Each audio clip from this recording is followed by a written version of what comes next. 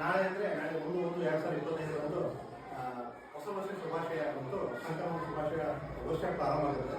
ಅದಕ್ಕೆ ನಮ್ಮ ಶಾಲೆಯ ಮುಖ್ಯ ಶಿಕ್ಷಕರಾದಂಥ ಸನ್ಮಾನಿಸಿದಂಥ ಜಗನ್ಗುರು ಇದನ್ನ ಇನಾಗ್ರೇಷನ್ ಮಾಡೋಕ್ಕಂತ ಲೆಟರ್ ಉದ್ಘಾಟನೆ ಮಾಡೋಕ್ಕಂತ ಕೇಳ್ಬೋದಾ ಇದ್ದೀನಿ.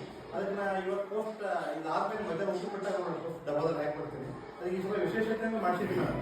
ಪ್ರತಿ ವರ್ಷನೂ ಕೂಡ ಏನಾದರೂ ಒಂದು ವಿಶೇಷತೆ ಮಾಡ್ತಿರ್ತಿಲ್ಲ. ಇದ್ರ ಉದ್ದೇಶ ಏನಪ್ಪ ಅಂತಂದರೆ ಅಪ್ಪತ್ರ ಬರೀ ಹವ್ಯಾಸ ಎಲ್ಲರೂ ಇಟ್ಕೊಳ್ರಿ, ಮಕ್ಕಳು ಕಲಿರಿ ಅನ್ನುವಂಥ ಉದ್ದೇಶದಿಂದ ಮಾಡ್ತಾ ಇದ್ದೀನಿ.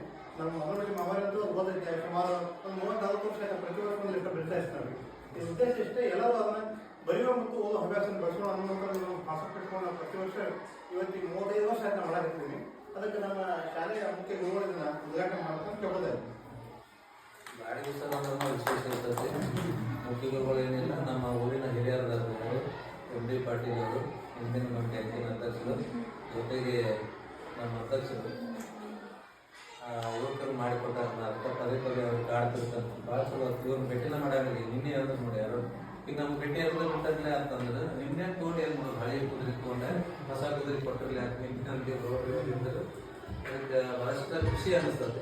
ಬಾಡಿ ಒಂದು ಒಟ್ಟು ಯಾವತ್ತೂ ಒಂದು ಎಲ್ಲೋ ಇರ್ತಾರೆ. ಬೇರೆ ಇದ್ರೆ ಕೆಳಗೆ ಕೊಡ್ತೀವಿ, ಅವ್ರು ಕೆಳಗಿದ್ರೆ ಎದ್ದು ನಿಲ್ತಾರೆ. ಹಂಗೆ ವಿಶೇಷ 35 ವರ್ಷ ಆಯ್ತು ಅಂತ ನೋಡಿ. ಮಕ್ಕಳಿಗೆ ಪತ್ರ ಬರೋ ವ್ಯವಸ್ಥೆ ಹಂಗೆ ನೀವು ಬರೀಬಂದ್ರೆ ನಿಮ್ಮ ಹುಡುಗರು ರೇಟ್ ಬರ್ತಿರ್ತಾರೆ. ಚಾ ಡೌಲ್ ಕೊಡ್ರಿ. 40 ವರ್ಷ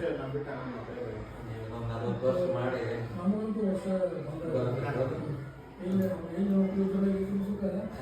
ಸಂಪರ್ಕ ಬಿಡ್ರಿ. ಮಾಮಾರಿಗಳು